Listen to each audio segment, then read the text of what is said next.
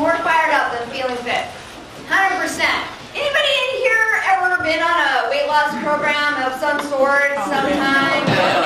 Yeah, when you were 20, right? Back when we thought we were overweight and out of shape, and we haven't even experienced life yet. Well, how many of you are parents now? Okay, how many of you have grandchildren? I do.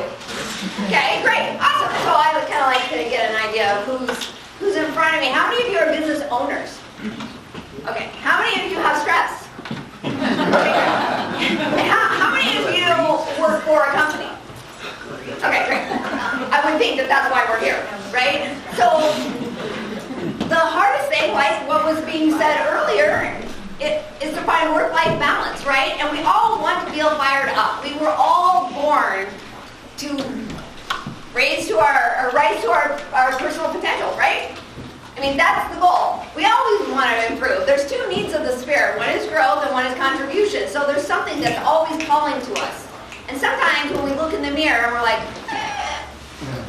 that might be your spirit in the house, looking out your house window, going, you know what? The person that's in here, young, fun, youthful, and the person I'm looking at in the mirror seems a little old and tired before their time. Well, that was me. That was me. Here's the thing. When we were all born, we were limitless. We didn't even know there was an agenda to sit up, roll over, stand up, and walk. We didn't know whether we were on time, doing it right, doing it wrong.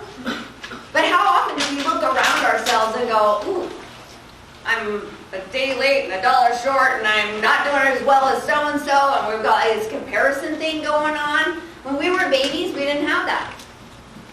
And every time we stood up and took a step and fell on our little tushies, what was the reaction from the people around us? Yeah! Right? It was like suddenly you were a genius, right? And we had limitless chances to stand up and try again. Isn't that right? How often do we fall on our little tushies now, especially in the public eye, and we're like, oh, that was a fail. You know, we talk about failures all the time, right? Well, I was a stay-at-home mom for 15 years, just raising my little brood, and we were doing the thing. Now, here's the thing, is our conditioning to become limited happens in our growing up years. I, personally, in my home, was taught that everything had a limit on it. Love had a limit, relationships had a limit, intelligence had a limit, and that I would never, ever, ever be enough. That's what we learned. That was our conditioning. Was it taught from love? No. Was it taught from fear? Yes. Was it my problem? No. Did I have to figure that out later? Yes. So, think about who you had to be to the parent you worked really hard to get praise from. And then think about who you couldn't be. That was your conditioning. Who you had to be and who you couldn't be to get their praise. And there's something about who you couldn't be in front of the parent or the caretaker that you craved the attention from most that you really actually loved about yourself. You couldn't be silly. That was kind of fun. You couldn't be smart, Alec, but you had a pretty good wit. Right? There was something that you couldn't do that was told, you know, shh, don't do that in public. And that's something in there that you own that you haven't really embraced yet. That's where we start to fall short. That's where we start to feel like we didn't do as well as we could have because that was shushed. Okay? So I was busy being a perfect parent. How many perfect parents do we have in here? Oh, good, good. Thank you. Oh, I love honesty. That's awesome. Yeah, no, there's no such thing because the definition of perfect is fully developed. When will we ever be fully developed? Never. Let's hope not, because we've got an entire lifetime to nail this, right? So let's just take our time and take the journey and learn along the way. So if we can actually take the mask of perfection off, then we all are pretty much on the same playing field, right? So, but I haven't learned that yet. This was me being a perfect mom. I was doing my duty and staying home and doing the best I could, and figuring out high performance habits as a mom because I didn't have an example to look to. I didn't want to follow that example, and so I had to find my own way. And then we decided we would start having a little more fun. And that was kind of a realization. This was after I had made a transformation, but I want to say that the people that are in our lives, that we care about, that we love the most, they are the reason that we want to rise to the occasion. I mean, we do want to do it for ourselves because we like to feel significant. We like to be connected, right? But in the end, I guarantee nobody ever gets fit so they can spend their life alone. Who agrees? Yes or no? Yes?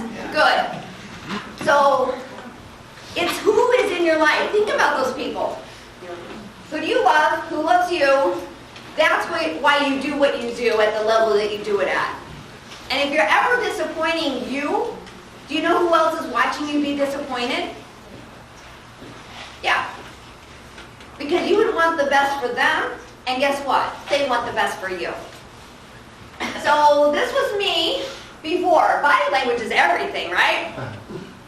I was trying to be invisible, and I did a really good job, because over the course of bringing 5 humans into the world, I just kept going this way and kept going this way. That wasn't my biggest, and it was a first generation digital camera, and it was a picture of this guy. That's his shoulder. So I had to like zoom it in. That's why it's all pixely and everything. But I was very rarely in front of the camera, because you know what? I didn't want to be seen, because that wasn't perfect. That was me hiding in my life. It was home and it was church. And I didn't have friends. I didn't do anything outside of it. I am an introvert, so I do find my happy zone in my privacy. But that wasn't who I was, and I didn't like that. And it wasn't my biggest. But here's the thing, is I had a moment. I went to buy bigger pants. I was going on a vacation, first one in 15 years, and I wanted a new pair of pants. None of mine fit, because apparently if you buy your sweats correctly, you can gain 5 sizes and not notice. So I went to the store, packed with the kids, like, okay, it looks like we're shopping for pants, and I went and found a pair that I thought would fit, and they were a size larger than the ones I was wearing. And in the dressing room, I had a moment, like it was a pivotal moment, and it shifted something in my head that said, okay, if you buy these pants, you're going to buy another 5 sizes bigger. It's not going to stop here. And I said to myself, you know what? That person looking at me in the mirror is a little bit older, a little bit tired than she really ought to be at this age. I was 38.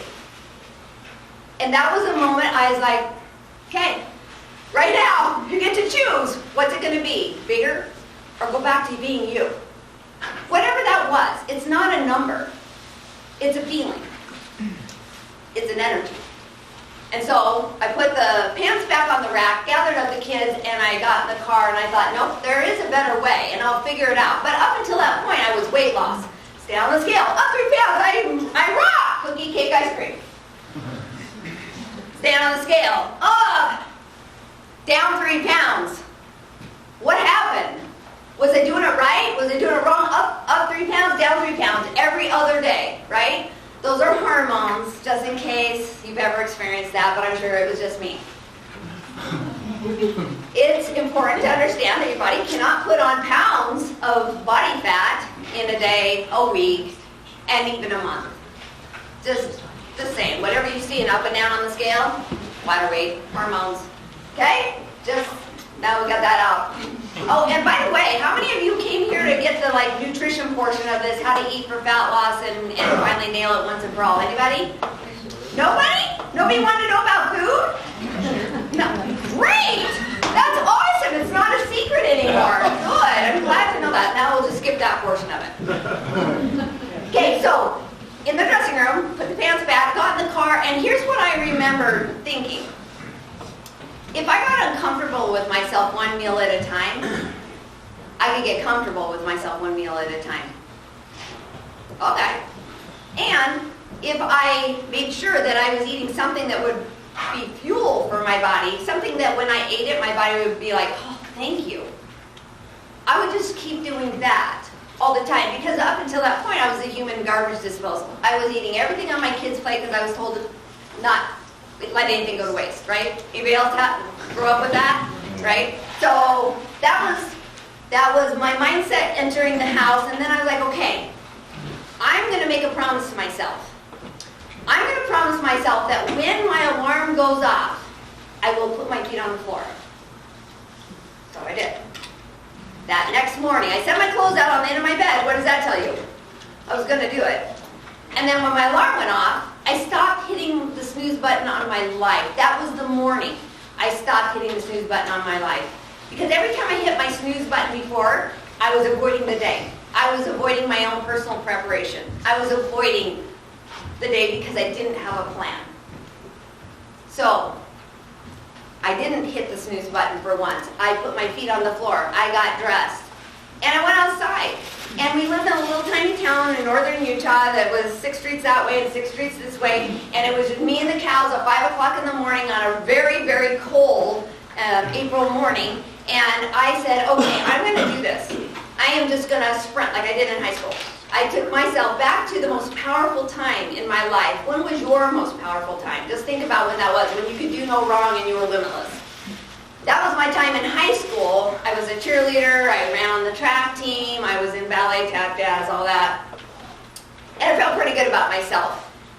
In track, I was like remembering, wow, I could run really fast, right? So I was going to do that. I was like, I'm just going to run.